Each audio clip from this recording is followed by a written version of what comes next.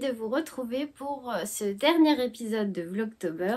Oui, je sais, nous sommes le 2 novembre, mais je vous avais dit que je ne pouvais pas filmer le dernier épisode plus tôt et je tenais absolument à clôturer ce mois d'octobre.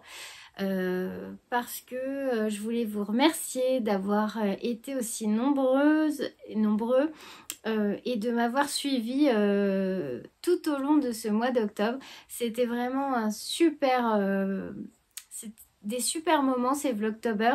J'ai adoré. J'ai vraiment appris plein de choses grâce à vous et vous pouvez être sûr que l'année prochaine, si je peux, je me relance dans l'aventure Vlogtober parce que c'est autre chose que les podcasts et j'ai vraiment l'impression de plus faire partie de mieux connaître la communauté tricot, de mieux connaître mes lectrices entre guillemets, de mieux vous connaître en fait et c'est vraiment c'est super agréable.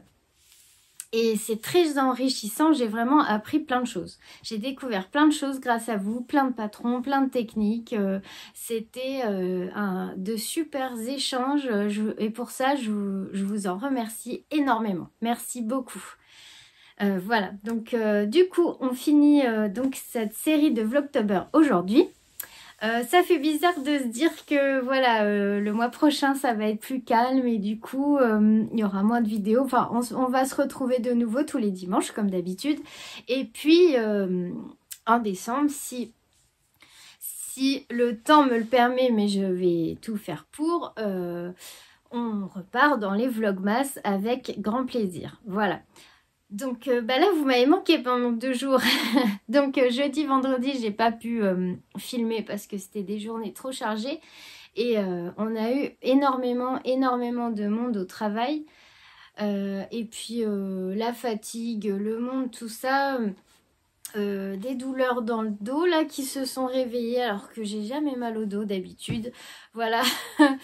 Donc c'était une petite fin de semaine difficile et là je suis bien contente d'être le week-end pour souffler, pour se reposer et puis du coup pour décompresser un peu, j'ai continué un peu la couture. C'est pour ça que c'est un peu le bazar derrière moi, je vous en parlerai tout à l'heure. Et ça m'a fait, comment dire, lâcher les soupapes de pression. Voilà, donc j'espère que vous avez passé une bonne fin de semaine, que vous êtes prêts pour passer un bon week-end, plein de loisirs créatifs, plein de belles balades.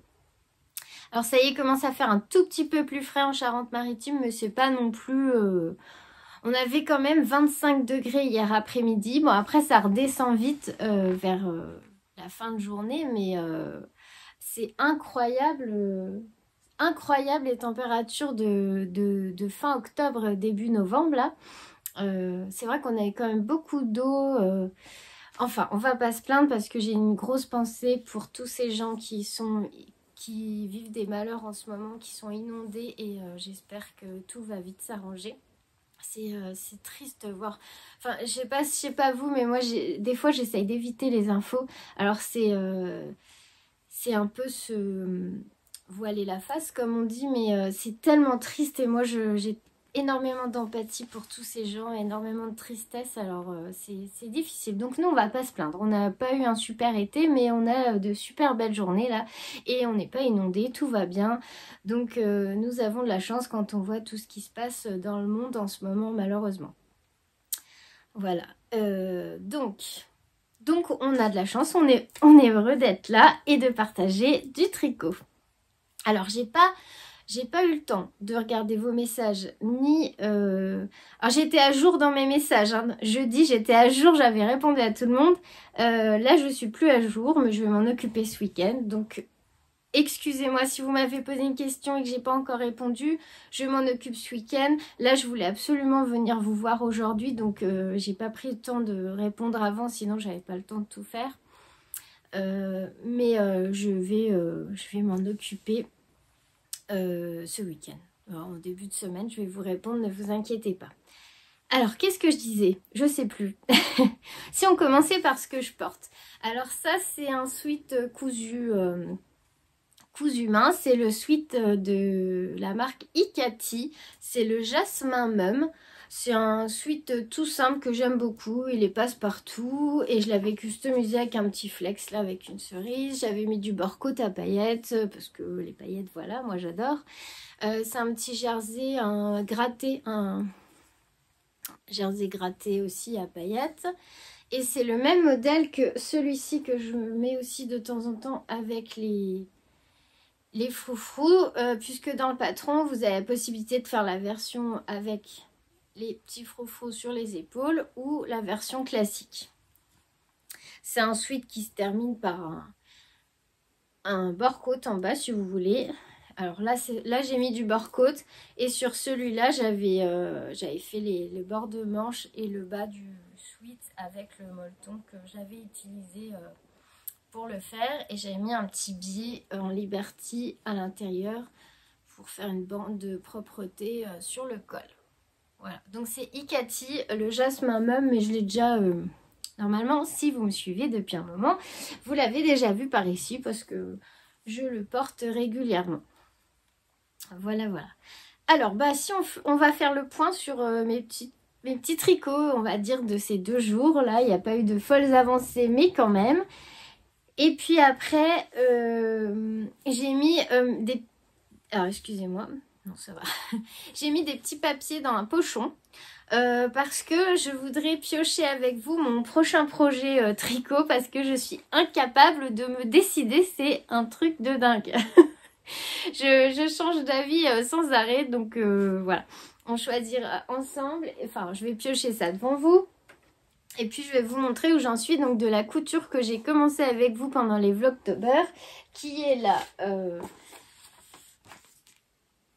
la blouse ou robe Elona Mum de Ikati. Toujours, je vous ai dit, j'adore cette marque de patron. Et ils font aussi des tissus, ils font plein de choses sur leur site, des étiquettes, des tissus, des patrons. Parce que je trouve qu'ils sont très très bien expliqués. Et souvent, ils sont accompagnés de petites vidéos sur YouTube pour vous aider dans votre création. La dernière fois que je vous avais laissé, j'étais en train de coudre le haut de la blouse et on voit ça après le tricot. Alors, pour ce que j'ai tricoté cette semaine, j'ai avancé un petit peu ma couverture de carré, mais alors vraiment pas beaucoup. Oh, je sais même pas si ça vaut le coup, je vous la montre. Là, vraiment, ça, non, j'ai pas trop avancé. J'ai dû faire un rang. C'est pas ce que j'ai le plus tricoté. J'ai plus tricoté mes chaussettes. Voilà où j'en suis. Je crois que c'est comme l'autre fois. J'ai fait un rang, donc ça se voit pas. J'en suis au 4e carré que j'aimerais bien finir pour lundi, parce que c'est ce que je me suis donné dans mes objectifs sur Patreon, dans la vidéo que je vous poste tous les lundis. Et je crois que je m'étais noté de tricoter 4 carrés. En tout cas, il me semble que j'avais dit que j'aimerais me tricoter 1 carré par semaine. Je pense que c'est faisable, mais bon, là, j'y suis pas encore, mais on est samedi. J'ai encore le temps de tenir mon objectif. Donc, si vous voulez en savoir plus sur cette couverture, c'est la Memory Blanquette. Je vous ai fait une petite vidéo sur Patreon, sur ma page Patreon, avec la technique pour débuter, tricoter les carrés, relever les mailles. Et là, je vais refaire une vidéo donc pour vous montrer la suite. Je pense que je ferai la petite vidéo mardi sur Patreon. Parce que lundi, je fais la vidéo objectif. Le mardi, je ferai la vidéo pour la couverture. Voilà. Ensuite, ce que j'ai tricoté. Alors, je voulais absolument avancer mes chaussettes Pumcat Socks de Renard endormi, parce que j'aimerais commencer les chaussettes fantômes, là, les Spooky Socks pour mon fils. D'ailleurs, je pense que je vais les commencer la semaine prochaine. Comme ça, je vous montrerai ça dimanche prochain dans le podcast traditionnel du dimanche. Oui, je vais les castonner. Je pense que je vais regarder si j'ai les aiguilles qu'il faut. Je sais pas... Faut que je regarde. Parce que là, j'ai porté mes... alors, c'est la première fois où le soir, j'ai mis mes chaussettes cocottes. Vous savez, quand on est tranquille le soir devant la télé, qui fait un peu frais, enfin frais entre guillemets, parce qu'ici il fait pas vraiment frais, mais je suis très très frileuse. Et du coup, je me sers de mes chaussettes cocottes en en chaussons, on va dire, où je les mets au-dessus de mes chaussettes même. C'est la première fois que je porte une de mes chaussettes, paires de chaussettes tricotées. Alors je suis trop contente parce que c'est la première paire en jacquard achevée que je peux porter. Alors là c'est trop bien. Et alors elles tombent pas, mais je sens qu'elles sont pas hyper serrées, donc j'espère qu'elles vont pas s'élargir au fur et à mesure des lavages. Alors au niveau du jacquard, je suis bien, un peu plus serrée, ça n'irait pas. Par contre, je pense que pour le reste du pied et effectivement des côtes, je pourrais utiliser des aiguilles plus petites. Parce que moi, ce que j'ai fait, c'est que j'ai tricoté toute ma chaussette avec les mêmes aiguilles. Et ce sont les 2,75 de chez Xiaogu. Donc j'ai tout fait, des côtes jusqu'aux pieds. Parce que je voulais être sûre de pouvoir les passer. Parce que souvent j'avais le problème quand je tricote des chaussettes en jacquard, impossible de rentrer mon pied dedans. Donc là j'ai décidé de faire les chaussettes de haut en bas en 2,75 pour après ajuster en fait au niveau des tailles d'aiguilles. Et là effectivement le jacquard est top au niveau de la taille. Par contre je peux diminuer pour les côtes et je peux diminuer je pense pour le pied. Alors ce qu'il y a c'est que j'ai remarqué que je préfère aussi les côtes torse que les côtes de deux. Je trouve que ça fait plus joli et c'est plus resserré aussi. Donc là la dernière fois je crois que j'en étais au pied et là j'ai quasiment fini le pied puisque ça y est j'ai attaqué le dernier diagramme. Ici il y a une petite frise, il y a deux lignes de frise en fait, une orange une noire si je me trompe pas, ou c'est une orange une blanche une noire juste avant la pointe. Donc là je suis vraiment à la fin de la chaussette. Voilà, et le talon renforcé là me plaît beaucoup, goussé. J'ai adoré le tricoter et je trouve qu'il a une super belle finition. Alors après à voir, parce que ça m'a l'air large, au niveau du pied, si ça me convient mieux le talon à rang raccourci ou le talon renforcé. Mais en tout cas comme ça, esthétiquement, je trouve que c'est beaucoup plus joli. Et même pour la réalisation, moi j'ai préféré tricoter celui-là que le talon renforcé. Je sais pas ce que vous préférez. Mais c'est vrai que c'est plus sympa et le rendu il est chouette. Donc voilà pour mes Pumpkin Socks qui sont presque... Enfin, une qui est presque terminée parce que je voudrais bien faire la deuxième quand même avant de faire les fantômes. Ou alors je fais les deux en même temps. Je sens que je vais faire les deux en même temps parce que j'ai trop envie de lui tricoter ces chaussettes fantômes là. Donc voilà, en tout cas, même chose que pour les chaussettes cocottes, le patron de Renard d'Endormi, il est super bien expliqué, il n'y a aucun souci. Moi, je trouve vraiment très agréable à faire, c'est que du plaisir. C'est que du plaisir et donc... je me suis rendu compte, à chaque fois je vous dis mon Ravelry est à jour, mon Ravelry est à jour, puisque vous pouvez retrouver, donc si vous débarquez par ici, tous mes projets terminés et en cours sur Ravelry. Et le seul que j'ai pas mis, c'est celui-là.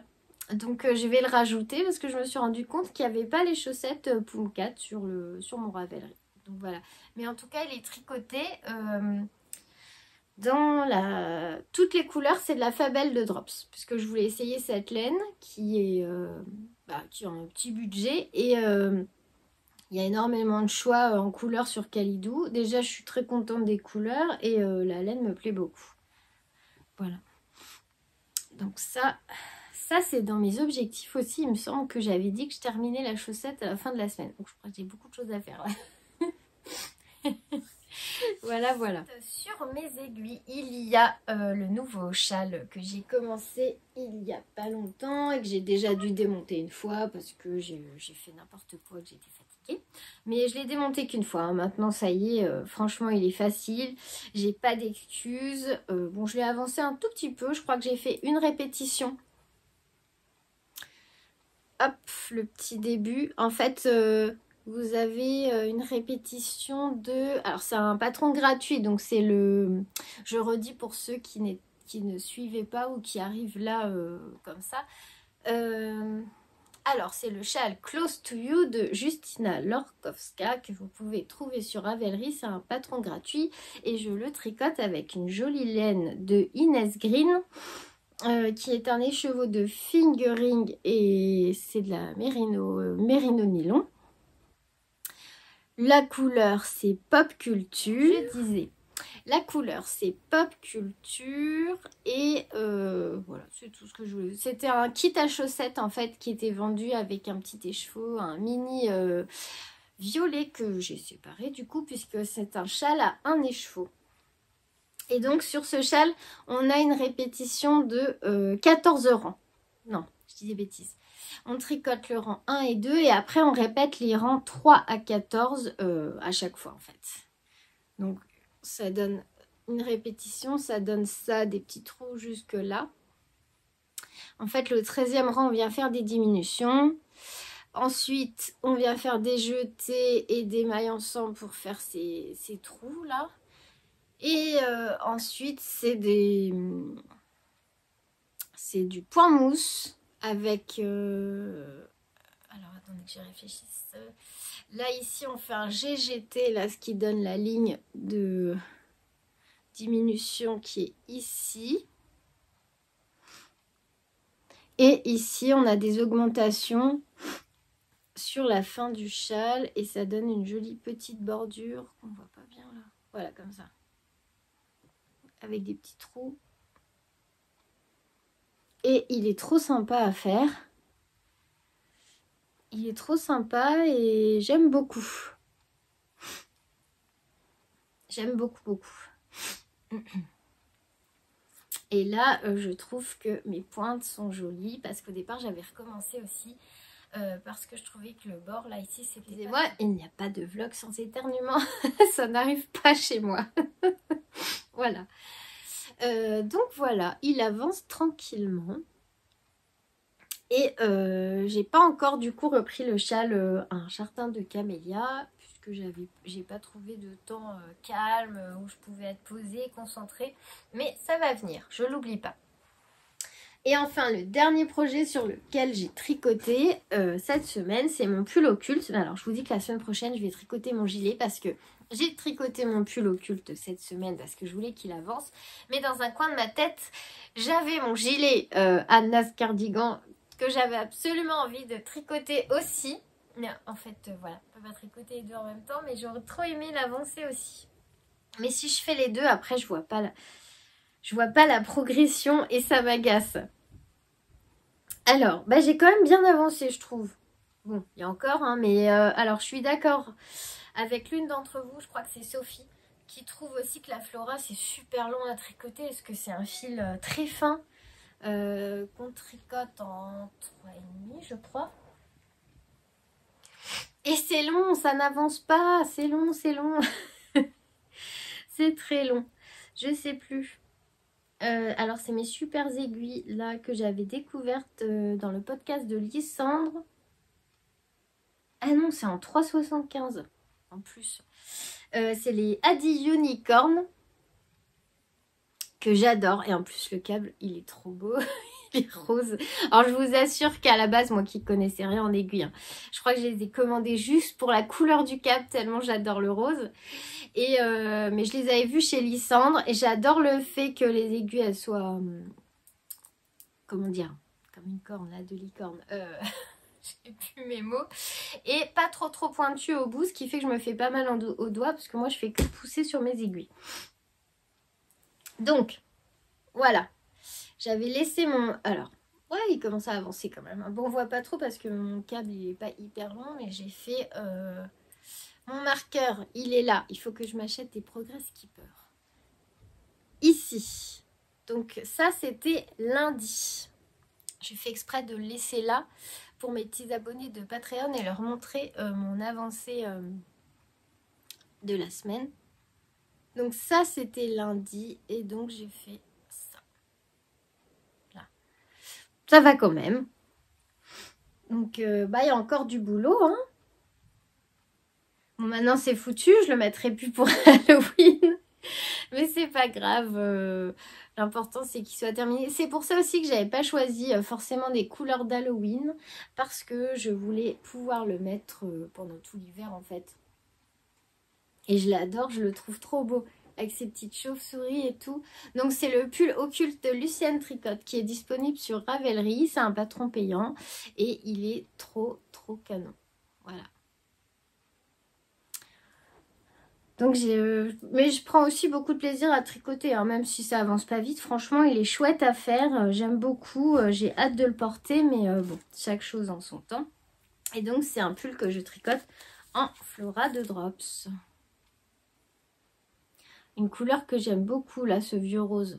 Et celui-là est sur Ravelry, vous pouvez aller dessus. Et il y a les références d'Hélène sans problème. Là, celui-là, je suis sûre de l'avoir mis. Voilà pour ce qui a occupé ma semaine en tricot.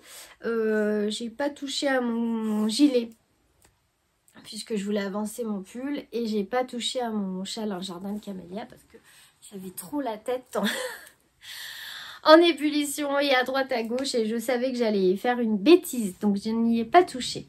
Alors par contre tout à l'heure en rentrant, et ben voilà, je me suis dit, on est samedi, la fin de semaine a été chargée, fais quelque chose qui te fait plaisir pour décompresser. Et j'avais trop envie de continuer donc ma blouse, enfin que je fais en robe, Elona Mum, que je fais en double gaze de chez Atelier Brunette. Vous savez que j'adore cette marque de tissu pour voilà, la qualité. Alors, moi j'avais donc de la double gaze. Elle n'est pas orange. Hein. Là, je pense que c'est à cause de la lumière là que vous la voyez orange. Mais elle est rouille. Ouais, rouille. Donc ça, c'est le buste en fait. Parce que pour la robe, alors... Déjà, il y a plusieurs options. Vous pouvez faire robe ou blouse, manche courte ou manche longue. Voilà, vous avez toutes les options là sur le devant du petit livret. Alors, moi, j'ai choisi robe et manche courte parce que j'avais pas assez de tissu et je voulais absolument utiliser cette double gaze parce que ça fait au moins 4 ans que je l'ai dans mon stash de tissu. Au moins. Et à force quand même, c'est un peu dommage. Je vous dis, avant j'aimais bien garder précieusement les tissus les plus jolis de mon stash, mais ça sert à rien, j'en profite pas en fait. Ils sont rangés dans l'armoire et bah je m'en sers pas. Et vous pouvez choisir avec l'option passe-poil. Alors le passe-poil il serait, je sais pas si vous verrez, là le long des boutons.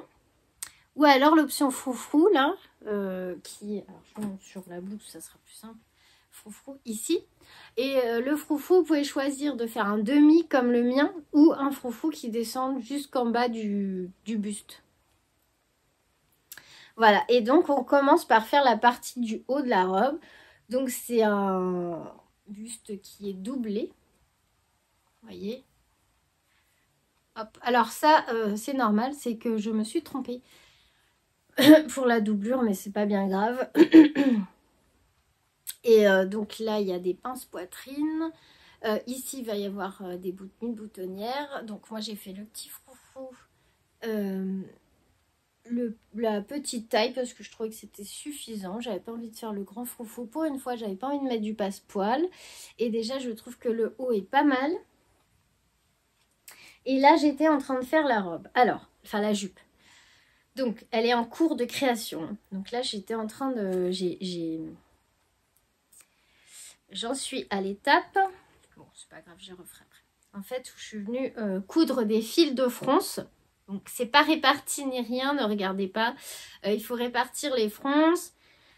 Ici, je mets des épingles en fait. Quand vous avez une jupe, qui est en fait le tissu est beaucoup plus large que la largeur du buste. Puisqu'il va être plissé. Vous voyez, ça c'est mon buste. La jupe, elle était beaucoup plus large. En fait, il faut venir marquer des repères, en fait. 4 repères sur votre jupe. Les 2 côtés et les deux milieux, au moins, pour... Et vous faites... Alors, on fait 4 repères. Les 2 côtés, les 2 milieux. Et sur le buste, c'est pareil. Vous allez mettre des épingles au milieu, vous avez déjà les repères des côtés avec les coutures et vous allez venir aligner les milieux de la jupe avec les côtés de la jupe et du buste. Comme ça, vous êtes sûr de répartir équitablement en fait votre tissu. Puisque forcément, comme la jupe est froncée, eh ben, le tissu, elle est plus large que la circonférence, on va dire, de la base du buste. Je sais pas si j'ai été claire. Donc moi, j'ai mis mes repères avec des épingles. Je l'ai même divisée en 4 et 4 parce qu'elle est très très large. Et ce que j'ai fait aussi, c'est que j'ai fait les poches. Alors, je vais peut-être vous montrer à l'endroit, si je me sens me piquer. On va la retourner. Et j'adore, elles sont trop belles. À la base, alors voilà, ça va donner ça. Ça, c'est la jupe. On imagine qu'il y a le buste au-dessus. Vous imaginez le buste ici. Et en fait, là, il y a les poches. Et au départ, j'avais choisi, d'ailleurs, elles sont découpées du coup, ce tissu-là pour faire les poches. De toute façon, ça à l'intérieur, ça se voit pas. C'était un peu près dans les couleurs, mais j'étais pas satisfaite à 100%, mais je trouvais pas un tissu qui y allait. Et en fait, des fois, c'est vrai que les poches, elles sont un peu entrouvertes. Et je me suis dit, il faut quand même mettre un joli tissu à l'intérieur. Et là, en fait, dans les poches, j'ai mis le super beau tissu. Ouh, pardon, c'est fait bouger. Excusez-moi, c'est que en fait, le pied de mon trépied était sur mon tissu. Et en fait, dans les poches, j'ai mis ce magnifique tissu là que j'ai utilisé pour mes sacs et que j'ai acheté pour mes sacs d'automne, que je trouve trop beau. J'adore de toute façon tout ce qui est tissu avec des renards. Et donc du coup, je l'ai utilisé pour faire mes fonds de poche puisque je n'avais plus de... toute façon, j'avais plus assez de double gaz. Et moi, j'aime bien qu'il y ait des petits détails comme ça, des jolies poches ou un petit billet, un petit Liberty dans le cou, voilà. Donc là, dans les poches, j'ai mes petits renards et je suis trop contente. Donc voilà, je suis en train de... Donc je la remets sur l'envers. Hop. Voilà, donc vous voyez là, le fait de la manipuler, ben, ce que j'avais froncé, ça c'est défait, c'est pas grave, je vais la refroncer après. En fait, pour faire les fronces, on vient, alors, je retire un peu dessus, que le fil se sauve pas, excusez-moi. Voilà. Pour faire les fronces, en fait, je fais une surpiqûre en haut de la jupe, dans la marge de couture, en mettant la plus petite tension et le point le plus large. Le point droit le plus large. Ce qui fait que le point n'est pas serré et il ne faut surtout pas faire de point d'arrêt ni avant, ni au début, ni à la fin. Et en fait, après, on vient simplement tirer sur le fil de canette, pas le fil du dessus.